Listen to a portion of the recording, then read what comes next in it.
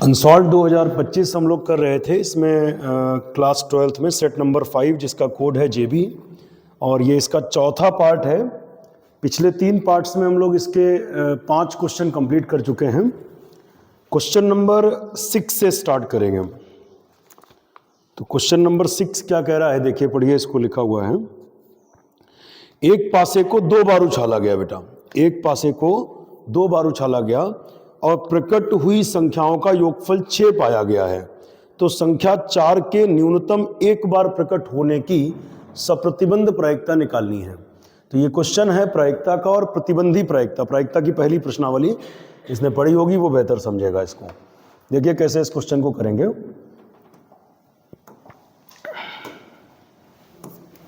तो सबसे पहले इस क्वेश्चन में ये समझ लें कि इसमें एक पासा गिर सकता है, एक पासा गिरता है 6 तरीके से, दूसरा पासा भी गिरेगा 6 तरीके से। 2 पासों के गिरने की कुल विधियां 6 गुणे 6 हो जाएंगी 36। तो नंबर ऑफ एस बराबर हो जाएगा 6 गुणे 6 बराबर 36। इसे ही क्वेश्चन नंबर हम 1 दे देंगे। इसके बाद ये समझ लीजिए कि प्रोबेबिलिटी ऑफ ई बटे एफ का मतलब क्या होता है।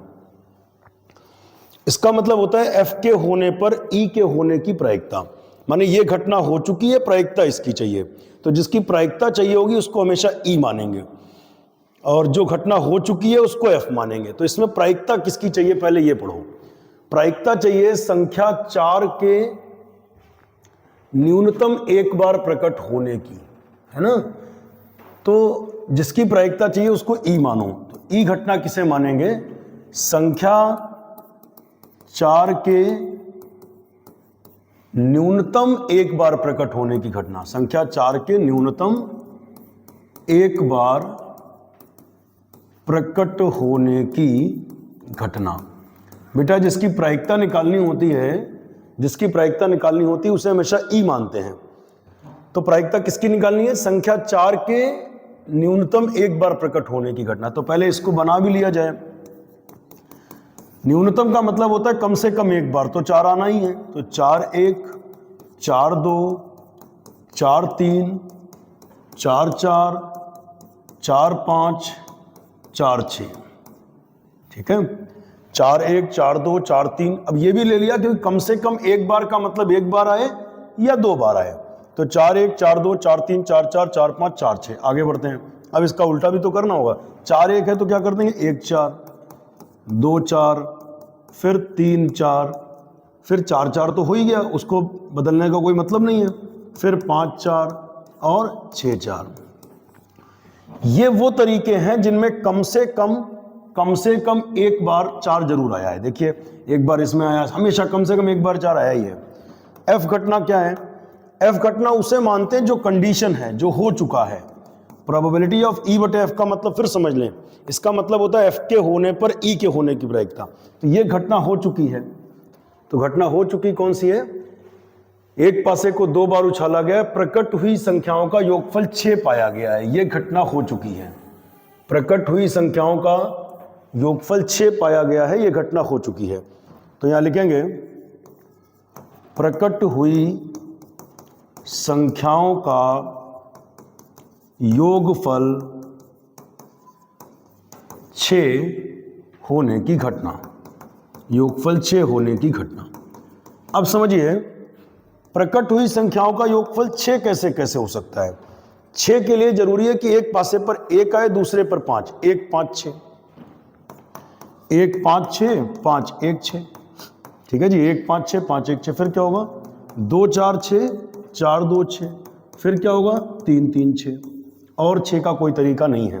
योगफल 6 कैसे आएगा समझ लीजिए। एक पासे पर 1 आए, दूसरे पर 5। 1 5 6, 5 1 6। फिर क्या होगा, 2 4 6, 4 2 6, 3 3 6। इसके बाद हम लोग हमेशा ई इंटरसेक्शन एफ फाइंड करते हैं। क्यों, क्योंकि फार्मूले में जरूरत पड़ेगा। इंटरसेक्शन में जाहिर सी बात है जिनमें एक बार 4 होगा वही आएंगे, जिनमें एक बार 4 होगा वो आएंगे। तो 4 इसमें है, 4 इसमें है, ये कॉमन जरूर होंगे। ढूंढ लेते हैं कहां पर है। 2 4 एक तो ये कॉमन है, और 4 2 एक ये कॉमन है। इसके अलावा कोई कॉमन नहीं है। तो 2 4 एंड 4 2, ये 2 एलिमेंट हमको कॉमन मिले। और हमें चाहिए क्या, हमें इस क्वेश्चन में चाहिए है कि प्रोबेबिलिटी ऑफ ई बटे एफ फाइंड करना है। क्या फाइंड करना है? हमें फाइंड करना है प्रोबेबिलिटी ऑफ ई बटे एफ। फार्मूला ये कहता है कि ऊपर दोनों का इंटरसेक्शन होता है, जो नीचे रहता है वो नीचे रहता है, ठीक है जी। और इंटरसेक्शन में क्या है कि इस सेट की अगर प्रोबेबिलिटी चाहिए इस इवेंट की, तो इस सेट के नंबर अपॉन में टोटल नंबर। एफ की प्रोबेबिलिटी तो एफ के नंबर बटे total number, number of S. और नंबर ऑफ एस ना 36 है, स्मॉल एस ही लिख लेना। और यहां पे 36 लिख के काट दोगे। ई इंटरसेक्शन एफ में कितने लोग हैं? ई इंटरसेक्शन एफ में 2 लोग हैं। ई इंटरसेक्शन एफ में 2 लोग हैं। और एफ में कितने लोग हैं? काउंट करिए, 1 2 3 4 5। Your answer is 2/5। तो एक बार चेक कर लिया जाए कि इसका आंसर 2/5 आ रहा है। हाँ जी, बिल्कुल 2/5 है। नेक्स्ट क्वेश्चन को देखें। देखिए अगला प्रश्न क्या है। अगला प्रश्न है z बराबर x प्लस 2y, और ये 4 चीजें दे रखी हैं बेटा। रैखिक प्रोग्रामन का क्वेश्चन है, इसे आलेखीय विधि से इसका अधिकतमीकरण करना है। तो कैसे करोगे भाई? एक एक करके सबको सॉल्व करो। सबसे पहले हेडिंग डाल देंगे x plus Y less than or equal to 1 का हल समुच्चय। तो लिखा कैसे जाए? लिखेंगे इस असमीका के संगत रैखिक समीकरण निम्नलिखित है। लेस देन हटाओ, बराबर लगाओ। Equation number 6। अब पता करो ये रेखा एक्स अक्ष और वाई अक्ष को कहां कहां पर काटती है। समझना, कोई भी रेखा एक्स अक्ष को जहां काटेगी वहां वाई 0। जब हम y को 0 करेंगे तो ये खत्म हो जाएगा, x का मान 1 आ जाएगा। और कोई भी रेखा y अक्ष को जहां काटेगी वहां x 0। जब हम x को 0 करेंगे तो ये 0 रखें, खत्म, y की वैल्यू 1 आ गई। तो अब हम कहेंगे कि ये रेखा x अक्ष को बिंदु a 1,0 पर और y अक्ष को बिंदु b 0,1 पर प्रतिच्छेद करती है। तो चलिए शुरू करते हैं। ये y अक्ष है, ठीक है जी, और ये हमने खींच लिया x अक्ष। एग्जाम में ग्राफ पेपर मिलेगा, उसी पर ये ग्राफ बनाना है। कभी भी कॉपी पर मत बनाइए, ग्राफ पेपर आपको प्रोवाइड किया जाएगा। 1 0 0 1 यानी x पे 1 y पे 0, x पे 1 y पे 0 1, और x पे 1 y पे 0, x पे 0 y पे 1, तो 0 1। तो ये पॉइंट मिले, इनको मिलाना है और एक लाइन ड्रॉ कर लेना है। चलिए खींच लेते हैं, एक लाइन खींच लेते हैं। हाँ ठीक है, पिंक कलर से खींचो, अच्छा कलर है। ये बेटा लाइन खिंच गई। ये हो गया a पॉइंट 1,0 और ये हो गया b पॉइंट 0,1, ठीक है। जैसे ये लाइन खिंची, अच्छा ये इक्वेशन है क्या? ये है x plus Y is equal to 1। जैसे ये लाइन खिंची, इस पूरे प्लेन के 2 हिस्से हो गए। अब पता ये कर रहा होता है कि इसका हल इस तरफ है या उस तरफ है, तो बेहतर होगा इधर के एक बिंदु मूल बिंदु ले लो, क्योंकि मूल बिंदु से रेखा जा नहीं रही है।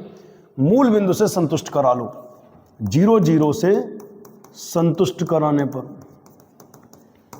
कराइए, देखो क्या होता है। x को 0 y को 0 रख दो, 0 plus 0 less than or equal to 1, 0 less than or equal to 1। ये सही है गलत है? तो जवाब है हाँ जी सही है। 0 तो छोटा ही होता है, 1 से 0 छोटा होता है। यानी मूल बिंदु इसको संतुष्ट कर रहा है, तो इसका हल मूल बिंदु की तरफ होगा। यानी इस लाइन के हमको नीचे रहना है, ठीक है भाई, इस लाइन के नीचे रहना है, इसके ऊपर नहीं जाना है। तो इसका मामला डन हो गया।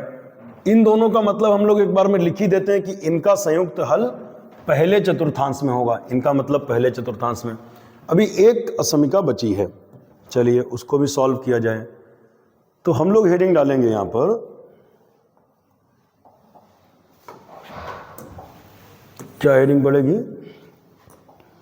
हेडिंग बढ़ेगी -x plus Y less than or equal to 0 का हल समुच्चय। लिखेंगे इस असमीका के संगत रैखिक समीकरण निम्नलिखित है। लेस देन हटाओ, बराबर लगाओ। -x उधर गया तो +x। अब ये कैसे बनाया जाए देखना भाई।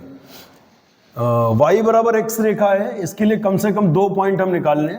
हम ये कहेंगे ये रेखा x अक्ष को जहां काटेगी y 0, यानी इसमें अगर y 0 रखोगे तो y 0 तो x भी 0। अब ये ना कहना x 0 तो y 0, तो एक ही पॉइंट होता रहेगा। पता चला y 0 कर रहे हैं तो x 0 हो जा रहा है, x 0 कर रहे हैं तो y 0। तो एक और पॉइंट हमको लेना पड़ेगा, एक वैल्यू और ले लो, कोई भी जो मन करे, ये नहीं कि जो हम लिख रहे हैं वो। x का मान सपोज करो 2 ले लेते हैं तो y का मान क्या आ जाएगा, 2 आ जाएगा। तो पॉइंट्स आएंगे 0 0 एंड 2, 2।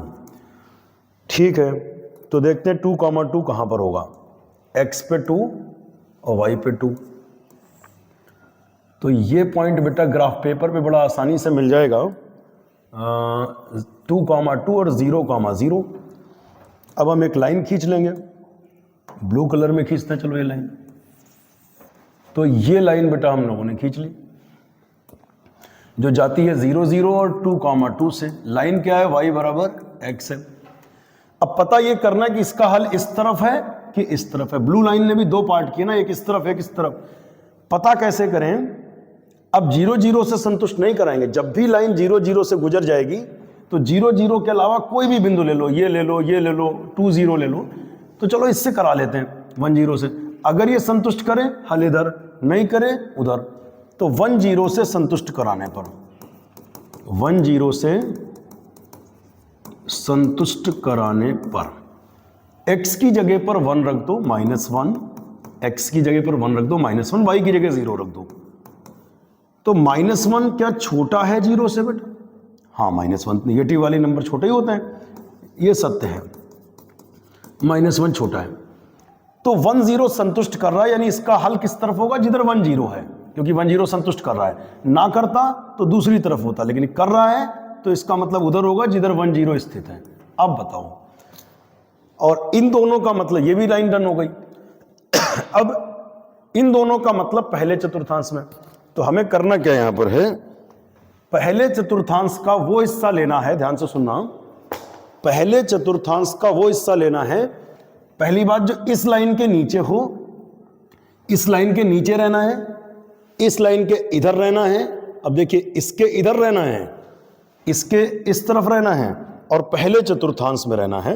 तो अगर ध्यान से देखोगे तो ये वो हिस्सा है जो हमने थोड़ा सा हाईलाइट कर दिया है, डार्क कर दिया रेड कलर में। ये वो हिस्सा है जो काम का है बेटा, आप चेक कर लो। यही वो हिस्सा है जहां पर जो पॉइंट होंगे वो इस लाइन के नीचे है। इतना हिस्सा जो है वो इस लाइन के नीचे है, ठीक बात। इस लाइन के इधर है, ये भी ठीक है, और पहले चतुर्थांश में है। तो इस बार कॉर्नर पॉइंट कौन से मिलेंगे ये भी देखते हैं। कॉर्नर पॉइंट मिलेंगे, कॉर्नर पॉइंट कौन कौन से हो रहे हैं देखो। एक तो कॉर्नर पॉइंट ये है, एक ये है, एक ये है, 3 कोने हैं। उनमें से 2 पता है, 0 0 1 0। ये वाला नहीं पता बेटा, ये पता करना पड़ेगा आपको। कैसे पता करोगे, एक काम करते हैं, दोनों को सॉल्व कर लेते हैं, दोनों को, इस लाइन को और इस लाइन को सॉल्व कर लेते हैं। तो लाइन क्या है, x + y = 1, एक लाइन ये हो गई, एक लाइन ये हो गई y बराबर x। y बराबर x रख लो, x और x 2x = 1, x = 1/2। अब आगे की कहानी,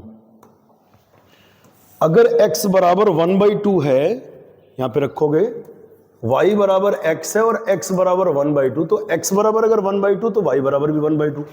तो ये पॉइंट हो गया बेटा 1/2, 1/2। इसके बाद हम लोग हेडिंग डालते हैं, क्या हेडिंग डालते हैं, कॉर्नर पॉइंट डालते हैं हेडिंग। सुसंगत क्षेत्र मिल गया, कॉर्नर्स आ गए, तो हेडिंग डालेंगे कॉर्नर पॉइंट, ठीक है जी। और यहां लिखेंगे z बराबर, तो बेटा z बराबर क्या है, z बराबर है x + 2y। z बराबर क्या है, x + 2y।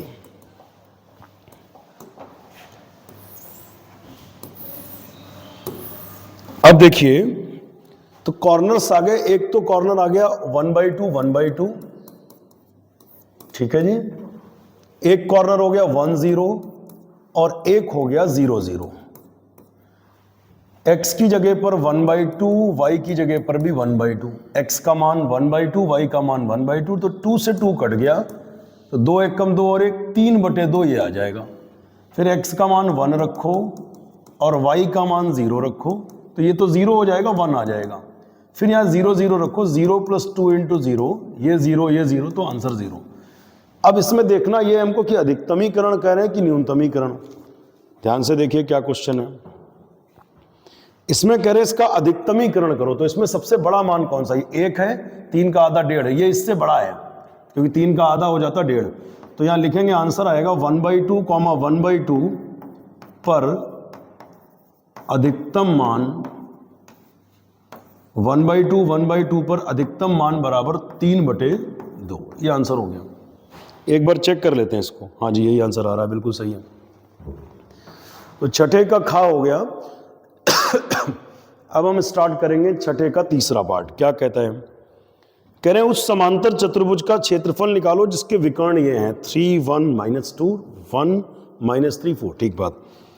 तो पहले तो इसका फॉर्मूला याद कर लो अगर ना याद हो तो। समांतर चतुर्भुज के क्षेत्रफल का ये फॉर्मूला होता है 1/2 mod of A cross B। कैसे करोगे भाई? सबसे पहले तो आप A क्रॉस B कर लो। A क्रॉस B कैसे होगा? सारणिक विधि से होगा। फर्स्ट रो में क्या करते हैं? I J K लिखते हैं। फिर A के गुणांक 3 1 -2 3 1 -2 3 1 -2, B के गुणांक 1 -3 4 1 -3 4। R1 से एक्सपेंड कर दो I कैप, रो कॉलम छिपाओ, 4 1 कम 4, फिर माइनस अपने पास से, माइनस माइनस प्लस 3 दूनी 6, प्लस माइनस प्लस इसका चिन्ह माइनस, अवयव जे कैप, रो और कॉलम छिपाओ, 4 3 12, माइनस अपने पास से, फिर 2 1 कम 2, -2 यहाँ लिखेंगे तो +2, प्लस माइनस इसका चिन्ह क्या है? प्लस के कैप। फिर ध्यान से देखना, रो और कॉलम छिपाओ, 3 3 9, -9, फिर माइनस अपने पास से लिखेंगे तो 1 1 कम 1, 4 में से 6 गया तो माइनस का 2i कैप, 12 और 2 14, माइनस के 14 जे कैप, 9 और 1 10, माइनस का 10 के कैप। A क्रॉस B आ गया बेटा। अब इसका मॉड भी निकाल लो क्योंकि जरूरत पड़ेगा। इसका मॉड क्या होगा? 2 का वर्ग 4, 14 का वर्ग 196, 10 का वर्ग 100। तो इसको अगर देखेंगे 196 और 4 हो जाएगा 200, 100 हो जाएगा 300, √300। तो 300 को लिख देंगे बेटा 100 × 3, 100 3 300। 100 का वर्गमूल कितना? 10, 10√3, 10√3। अब देखिए कैसे होगा आगे ये। लिखेंगे यहां पर सबसे पहले समांतर चतुर्भुज का क्षेत्रफल। समांतर चतुर्भुज का क्षेत्रफल फॉर्मूला होता है 1/2 mod of A cross B। ये याद कर लीजिए। और mod of A cross B का मान आया कितना? पहले आपने A क्रॉस B निकाला, मॉड निकाला, mod of A cross B का मान आया 10√3। तो 2 से काटो, 2 पंचे 10। Answer is 5√3। यहां लिखेंगे वर्ग मात्रक। कि वर्ग मात्रक क्यों लिखा भाई? क्योंकि ये क्षेत्रफल है, वर्ग इकाई या वर्ग मात्रक, और यही आंसर भी दिया गया है।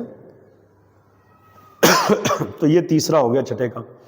नेक्स्ट क्वेश्चन पे आते हैं छठे का घा।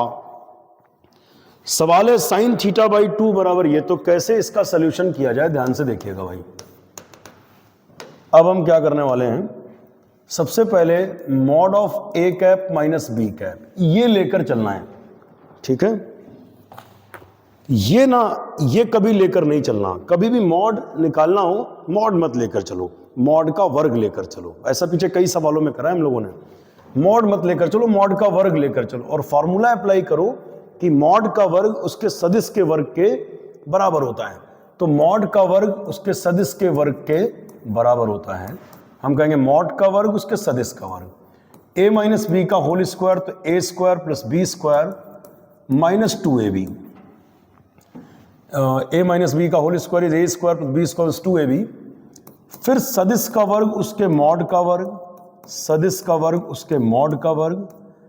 फिर a डॉट बी का formula mod of a cap mod of b cap sine theta.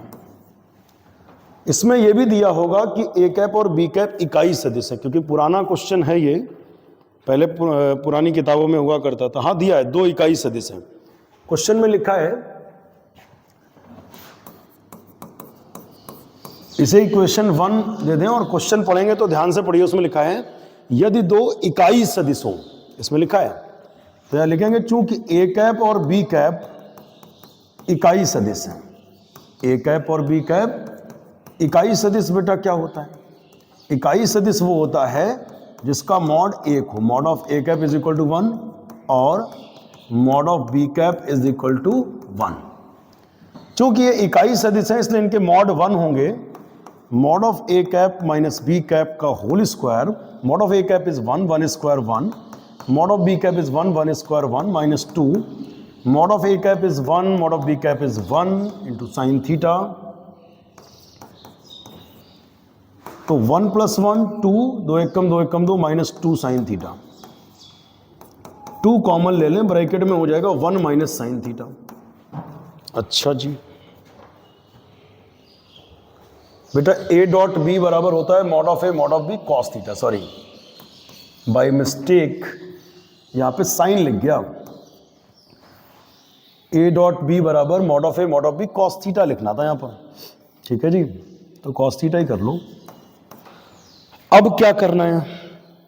अब करना यह है कि इसमें कॉस थीटा का वो फॉर्मूला अप्लाई करना है जिससे 1 कैंसिल हो जाए। क्या होता है? 1 minus 2 sign square theta by 2। अच्छा जी, +1 -1 दोनों कैंसिल। अब क्या करें?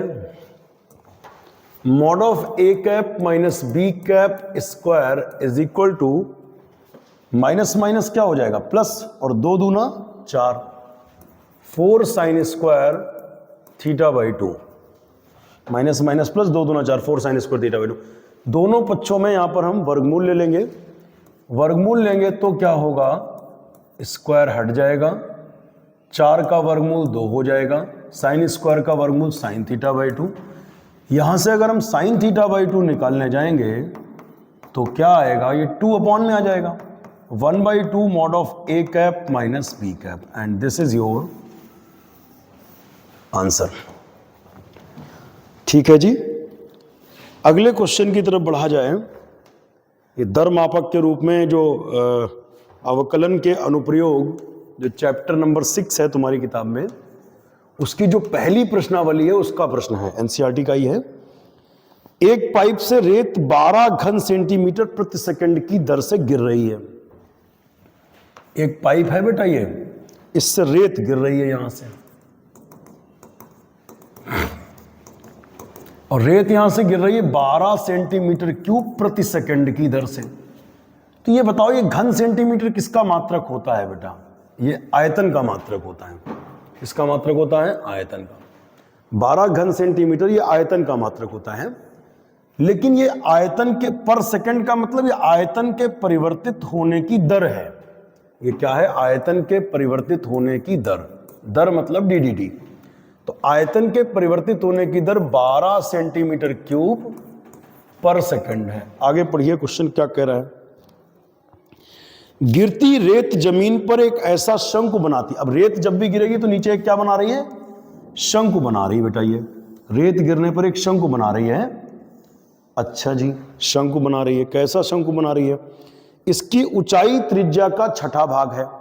मान लिया शंकु की ऊंचाई h है, त्रिज्या r है। अब प्रश्नानुसार दिया गया है ऊंचाई त्रिज्या का 6ठा भाग है। ध्यान से पढ़ लीजिए, ठीक पढ़ा हमने। ऊंचाई जो है वो हमेशा त्रिज्या का 6ठा भाग है, h बराबर r/6। अच्छा, फिर ये कह रहे रेत से बने शंकु की ऊंचाई किस दर से बढ़ रही होगी? ddT ऑफ h फाइंड करना है। ddT ऑफ h फाइंड करना है, ऊंचाई के परिवर्तित होने की दर निकालनी है at h is equal to 4 centimetre. ये है बेटा, यानी जब h का मान 4 होगा उस समय ऊंचाई के परिवर्तित होने की दर हमको चाहिए है। तो सवाल समझ में आ गया होगा। थोड़ी चीजें शुरू में मान लेना। क्या लिखोगे शुरुआत में? लिखोगे माना रेत से बनने वाले शंकु की ऊंचाई h, त्रिज्या r तथा आयतन v है। फिर लिखोगे प्रश्नानुसार आयतन के परिवर्तित होने की दर यानी ddT ऑफ v बराबर ये h बराबर r/6। ये हमें फाइंड करना है। तो एक काम कर लो भाई, आयतन बताओ पहले। शंकु का आयतन परिवर्तन की दर 1 दे रखी है और 1 हम निकालेंगे भी। आयतन का फार्मूला क्या होता है? आयतन का फार्मूला होता है 1/3 पाई r स्क्वायर h। यहां हम एक काम करेंगे, क्योंकि हमें h के परिवर्तित होने की दर चाहिए, सब कुछ h में कर लो। h में करना है मतलब विलोपन करना है r का, तो आर बराबर होगा 6h, इसकी इधर गुणा होगी, आर की वैल्यू हो जाएगी 6h। अच्छा जी, आर स्क्वायर करते हैं यहाँ पे, आर ये है, इसका वर्ग करिए तो 6 का वर्ग 36, आर का वर्ग करिए 6 का वर्ग 36, एच स्क्वायर इंटू एच, 3 एकम 3, 3 दूनी 6, तो फाइनली आया 12 pi H square into H हो जाएगा एच क्यूब। आयतन परिवर्तन की दर तो D D T of V, तो 12 तियां 36 पाई एच, 3 में से 1 गया 2, और एच का D D T of H. अब क्या करना होगा, अब करना ये है बेटा,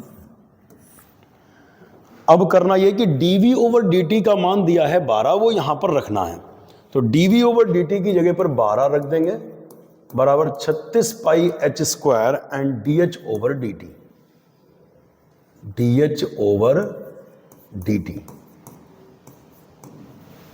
dh ओवर dt। यहां से बेटा dh ओवर dt फाइंड भी कर लो, dh ओवर dt कितना है, 12 बटे में आएगा 36 pi H square, but question में लिखा है कि h बराबर 4 सेंटीमीटर पर, तो लिखेंगे at h is equal to 4 cm, h बराबर 4 रखो, dh ओवर dt बराबर 12 बटे 36 पाई, h बराबर 4, 4 का वर्ग करो, 4 गुणे 4, h का मान 4, 4 का वर्ग 4 गुणे 4, 4 से काटो 4 तियां 12, 3 से काटो 3 एकम 3, 3 दूना 6, और 12 चौक 48, 1/48 पाई। मात्रक क्या लिखा जाएगा, क्योंकि ऊंचाई है सेंटीमीटर में होगी, है ना, ये सेंटीमीटर में था, ठीक, और दर है तो टाइम पर सेकंड में, क्योंकि यहां पर सेकंड था, अगर पर मिनट होता तो यहां पर मिनट होता। एक बार अनसॉल्व्ड में चेक कर लें, वैसे तो इसका आंसर मुझे याद है, हाँ जी बिल्कुल सही आंसर दिया है, 1/48 पाई सेंटीमीटर पर सेकंड। ये क्वेश्चन कंप्लीट हुआ। अगले क्वेश्चन पे आते हैं कि इसमें आव्यूह विधि से इस सवाल को हल करना है।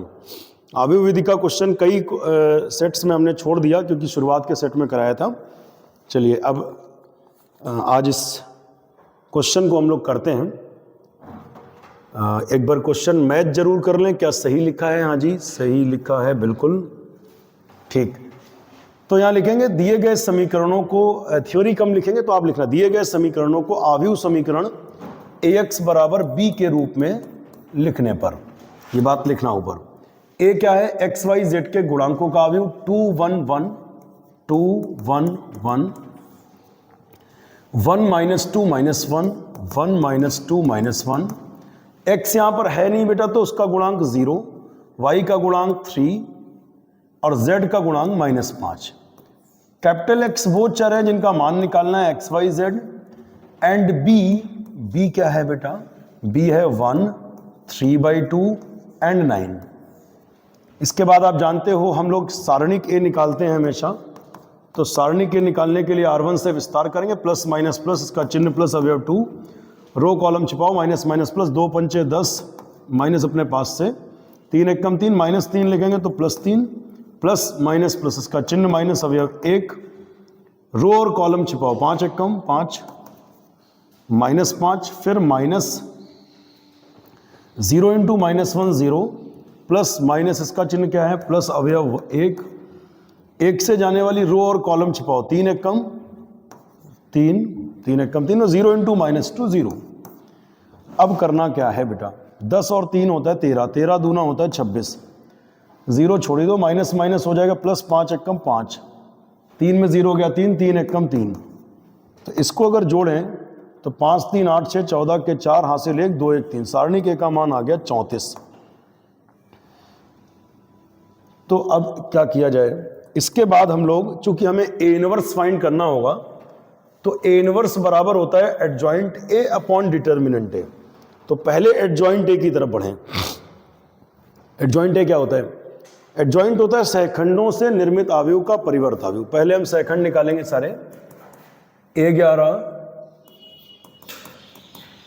A12 A13, यहां पर लिखेंगे 21 22 23 31 32 और 33।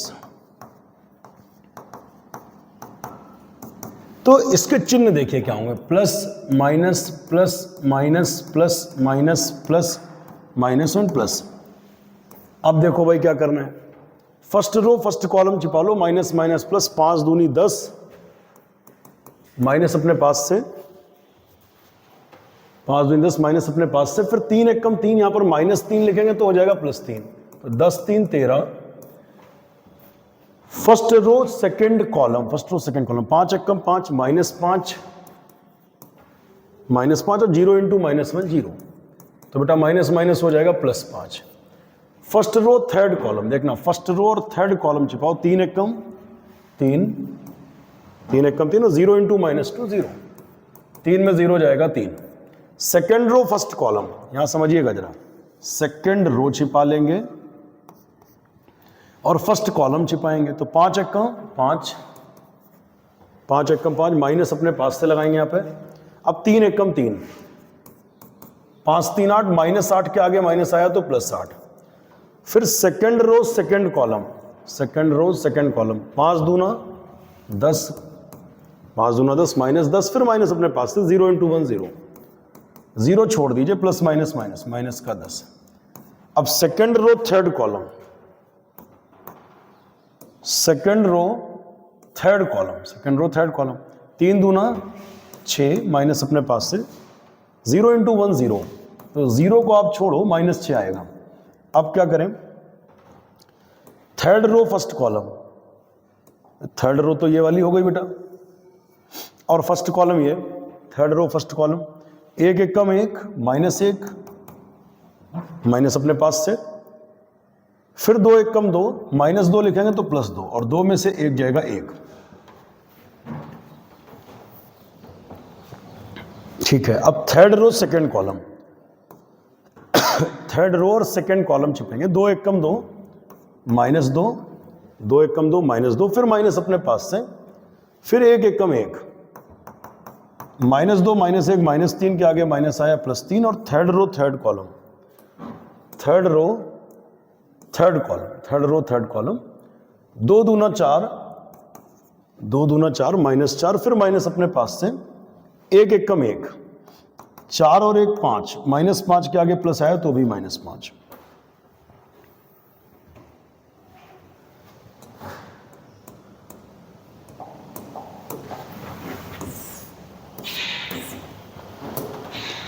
अब क्या करें, माना सहखंडों से निर्मित आव्यूह C है, ये ऊपर लिख लेना। तो बताइए क्या क्या आया, 13 5 3, 13 5 3,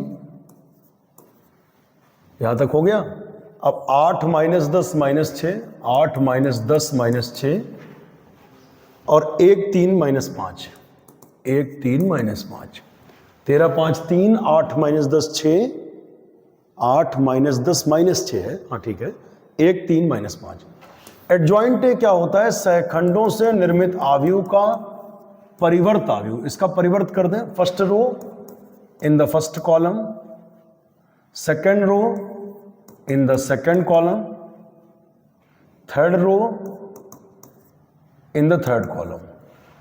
अब A इनवर्स बराबर क्या होता है बेटा, adjoint A upon determinant A। What is adjoint A? Adjoint A जो भी ऊपर लिखा छाप दो, 13 5 3, 8 -10 -6, 8 -10 -6, और 1 3 -5, एंड डिटर्मिनेंट A कितना है, डिटर्मिनेंट A इज 34, तो यहां पर अपॉन में लिख देंगे 34। अभी क्या करना है, आगे की कहानी सुनते हैं। चलिए आगे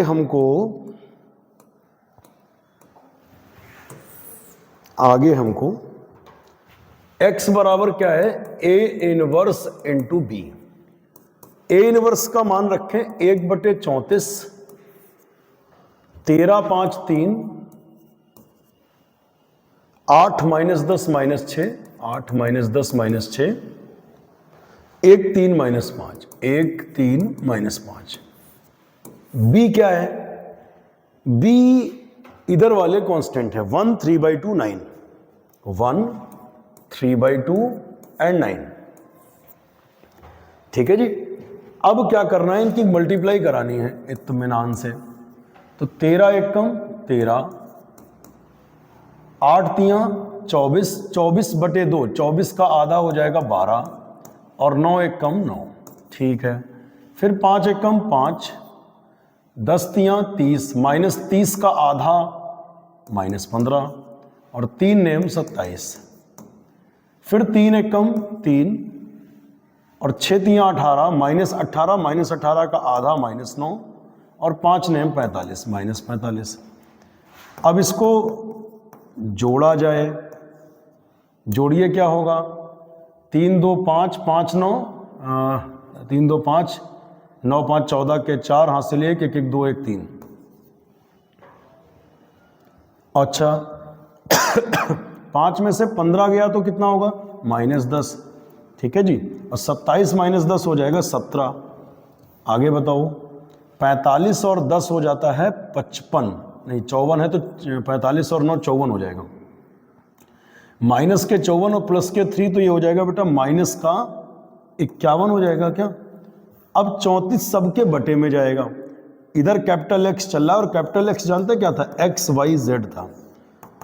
34 सबके बटे में गया, 34 एकम 34, और 17/34 जब होगा तो क्या हो जाएगा बेटा, 17 एकम 17, 17 दूनी 34, 1/2। और फिर -54/34 जब होगा तो क्या हो जाएगा, 17 दूनी 34, ये माइनस का 51 था बेटा। 45 और 9, 54 में से 3 गया तो -51 हो रहा था।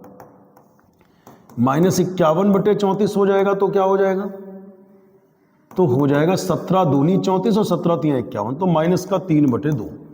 अब आप चेक कर लो, x की वैल्यू 1 आ रही होगी, x कंपेयर करें दोनों तरफ, तो x की वैल्यू 1, x की वैल्यू 1, y की वैल्यू 1/2, ठीक बात, और z की वैल्यू -3/2। ये बेटा मान आए, x बराबर 1, y बराबर ये, z बराबर ये। लास्ट में एक काम करना, ये जो मान आए हैं तीनों इक्वेशन को संतुष्ट करने चाहिए। तो हम एक को कराकर आपको दिखाते हैं, आंसर शीट से हालांकि मैच हो गया आंसर में, लेकिन फिर भी x की वैल्यू यहां पर 1 रखो, y की वैल्यू 1/2, और z की वैल्यू -3/2, ठीक है। फिर 2, 1 में से 3 जाएगा -2/2, 2 2 कट गया, 2 में से 1 जाएगा, 1 आया। इसका मतलब आंसर बिल्कुल सही है। बढ़ते हैं अगले प्रश्न की तरफ। fx दिया है, इसमें लाना क्या है, एनसीईआरटी का क्वेश्चन, इंपॉर्टेंट क्वेश्चंस में से। fx इंटू एफ वाई बराबर fx प्लस वाई। ये कैसे लगाया जाए इस सवाल को। सबसे पहले हम एफ वाई निकालेंगे, मतलब x को रिप्लेस कर देंगे y से, x को y कर दो, cos y sin y 0, x की जगह पर y, फिर minus sine y cos y 0 and 0 0 1। This is equation number 2।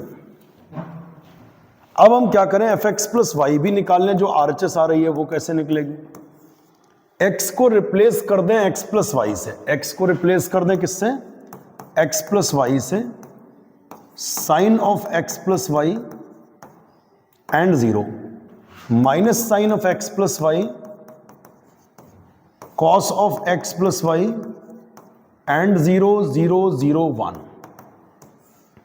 कहने का मतलब ये कि इसमें x को रिप्लेस कर दो किससे, y रख दो, x को रिप्लेस कर दो x plus Y, x plus Y, x plus Y, x plus Y, x plus Y, ये हो गया। अब क्या करना है भाई, अब इसमें हमको LHS नोट कर लेना है क्वेश्चन की। What is left hand side, left hand side is fx into F Y, fx into F Y. तो fx है क्या बेटा, fx क्या है, fx है, fx यहां से नोट करिए, cos x sin x 0, cos x sin x 0, फिर minus sine x cos x 0 and 0 0 1। अच्छा जी, fy क्या है, fy है cos y sin y 0, cos y sin y 0 minus sine Y cos Y 0 and 0 0 1।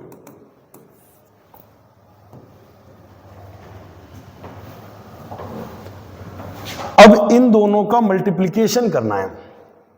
कैसे करोगे भाई? तो इसमें रो उठाओ, खड़ी करो कॉलम से, पहला पहले से, दूसरा दूसरे से, तीसरा तीसरे से। कॉस एक्स कॉस वाई, फिर दूसरा दूसरे से तो minus sine X sine Y, और तीसरा तीसरे से 0 इंटू 0 0 खत्म हो गया। फिर पहला पहले से प्लस माइनस की गुणा minus, minus cos X sine Y, फिर दूसरा दूसरे से तो minus sine X cos Y, और तीसरा तीसरे से 0 इंटू 0 0, फिर cos X into 0 0, minus sine X into 0 0, 0 into 1 0। ठीक है जी, ये फर्स्ट रो उठकर तीनों से मल्टीप्लाई करेगी। अब सेकंड रो उठेगी, तीनों से मल्टीप्लाई करेगी। Sine X cos Y, sine X cos Y, फिर दूसरा दूसरे से तो cos X sine Y, sine X cos Y, cos X sine Y, 0 into 0 0 खत्म। फिर प्लस माइनस की गुणा minus, minus sine X sine Y, minus sine X sine Y, पहला पहले से, दूसरा दूसरे से तो cos X into cos Y, and 0 into 0 0 0 खत्म हो गया बेटा।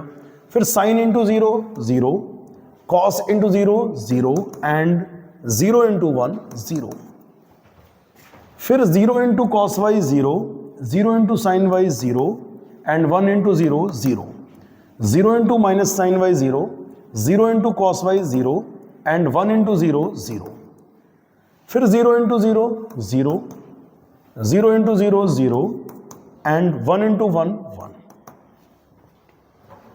अब क्या करा जाए बेटा बताओ? Cos A cos B minus sine A sine B, cos A plus B, ठीक है। Sign A cos B plus cos A sine B, trigonometry का सूत्र जानते होगे, sign A plus B 0। Minus इसमें से कॉमन ले लो तो दोनों माइनस थे, दोनों प्लस हो गए। अब क्या होगा? Sine A cos B plus cos A sine B, sine A plus B. फिर cos A cos B minus sine A sine B, cos A plus B, and 0 and 0 0 0 0 1 जुड़ेगा तो 1। अब क्या है? अब समीकरण नंबर 3 से, समीकरण नंबर 3 से आप देखो, ये जो लिखा है वही ये लिखा है, same same value same value. समीकरण नंबर 3 से इसको हम लिख सकते हैं एफ एक्स प्लस वाई, और ये क्या है? ये है आपकी राइट हैंड साइड। तो हम लोगों ने क्वेश्चन का LHS पुटअप किया, सॉल्व करते करते करते करते राइट हैंड साइड पर हम आ गए। बढ़ते हैं अगले प्रश्न की तरफ।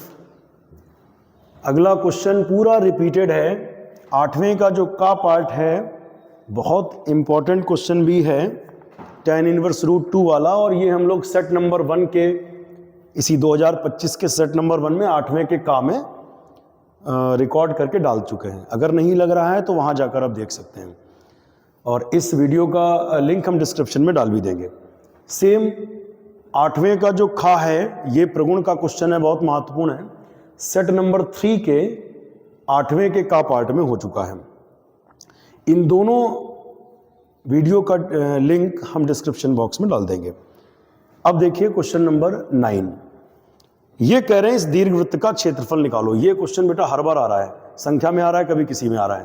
क्वेश्चन आप लगा चुके हो, तो अभी देखते हैं। इसको लास्ट में कर लेंगे अगर टाइम बचेगा मेरे पास, क्योंकि इसमें का हो चुका है, पाई ये भी आंसर आता है। पहले हम 9वें का खा कर लेते हैं। अवकल समीकरण है और इसका हमें व्यापक हल निकालना है। कैसे किया जाए? तो एक बार मिला ले, सही लिखा है पूरा? हाँ जी बिल्कुल सही लिखा है। तो dy ओवर dx वाले एक पास कर लिए जाएं भाई, इसमें dy ओवर dx वाले एक पास कर लिए जाएं। तो यहां कॉमन लेंगे, बचेगा y, ये कॉमन ले लिया, माइनस एक्स इधर आया तो प्लस एक्स, माइनस एक्स इधर आया प्लस एक्स, और इधर क्या है? प्लस एक्स इधर आया minus x. dy over dx बराबर कितना? ये टर्म अपॉन में जाएगा, तो y minus x upon y plus x, equation number 1। ठीक है, ये है कौन सी इक्वेशन? ये है होमोजीनियस। अगर x को लैम्डा x, y को lambda y, lambda y lambda x लिखें तो लैम्डा कॉमन लेके कट जाएगा। ऐसे ही क्वेश्चंस में हम लोग क्या करा करते थे, याद होगा, y बराबर vx पुट करते थे। y बराबर क्या पुट करते थे, vx।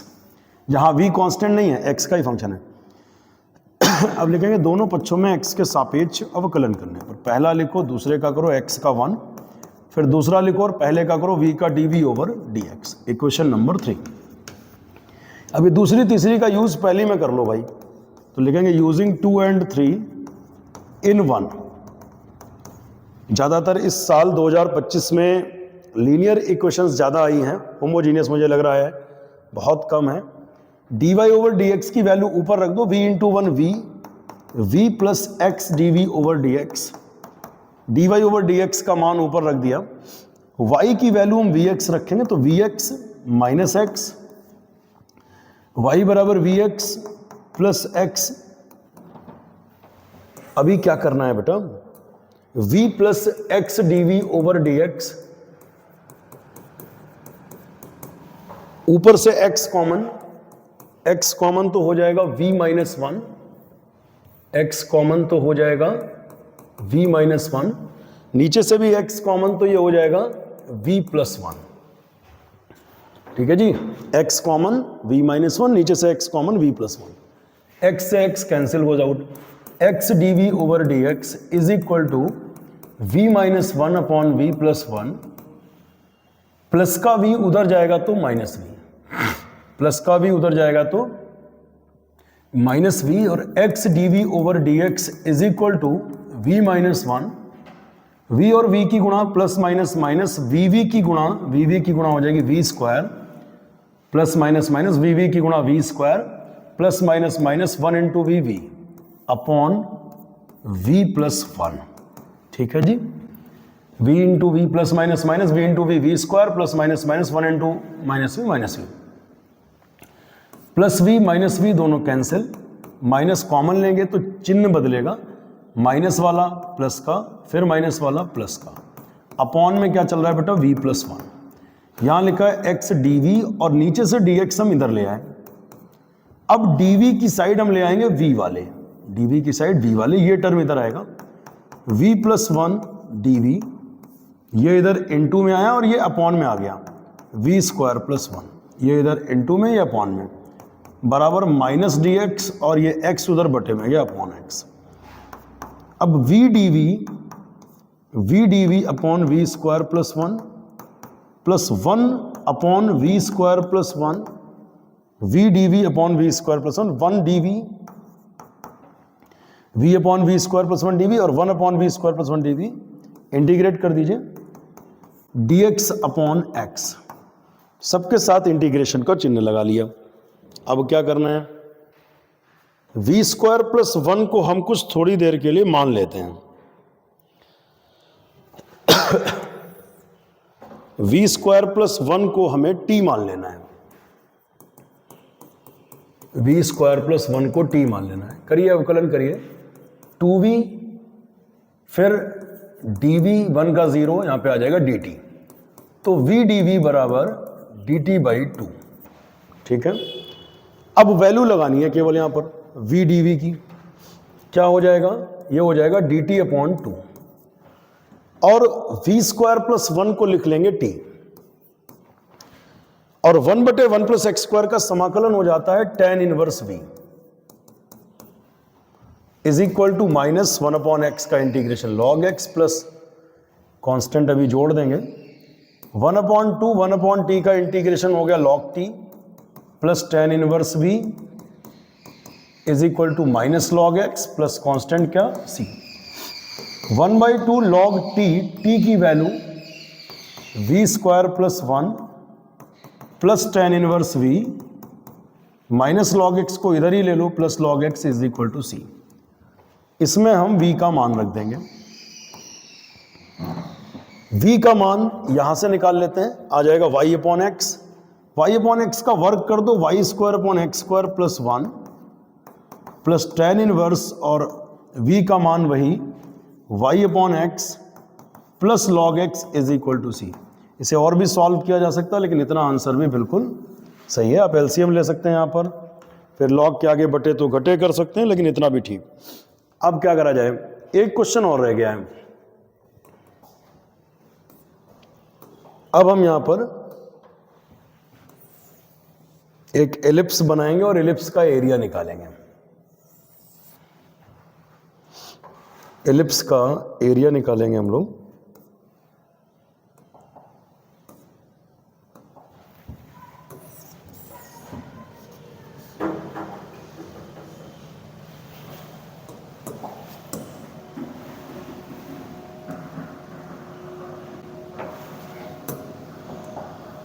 ठीक है, चलिए जैसा भी बना।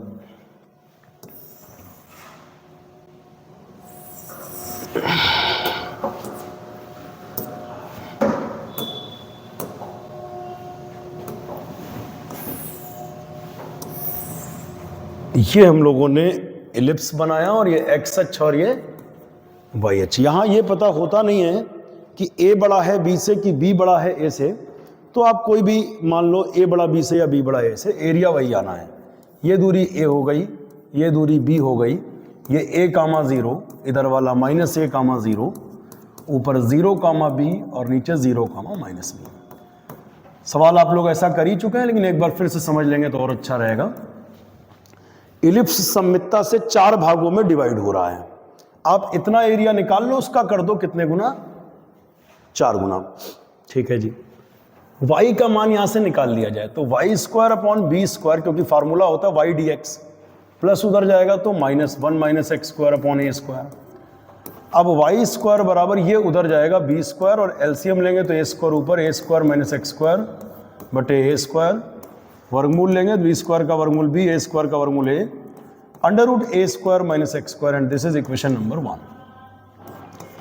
यहां लिखेंगे required area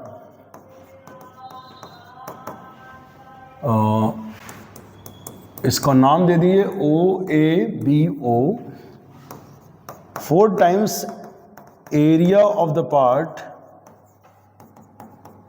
O A B O. O A B O का एरिया निकालेंगे, उसका 4 गुना कर देंगे। लिमिट वही 0 से ए ले लें क्योंकि एक्स अक्ष पे है। सूत्र होता है वाई डी एक्स। सूत्र क्या होता है, वाई डी एक्स। वाई की वैल्यू रखेंगे, वाई की वैल्यू यहां से रख दो, b upon a under root a square minus x square d x. अब क्या करा जाए बेटा, 4b upon a, b upon a bar, इसका formula half x standard form, half x standard form plus a square sine inverse x upon a. Limit वही 0 से a, 2 दूना 4, 2b upon ए, upper limit minus lower limit, x की जगह पर ए रखो, ए square में ए square गया 0, फिर यहां पे ए लिखो, ए कट गया, ए कट गया 1, साइन इनवर्स 1 क्या होता, π/2। फिर यहां पे जब आप 0 लिखोगे तो 0, और यहां पे भी 0 बटे 0, साइन इनवर्स 0 0, तो ये आ जाएगा 2b अपॉन ए इंटू पाई ए स्क्वायर अपॉन 2। ए से ए और 2 से 2 कट गया, पाई ए बी वर्ग इकाई। यहां पे क्या लिखोगे, पाई ए बी वर्ग इकाई। इसके बाद जो एक क्वेश्चन है,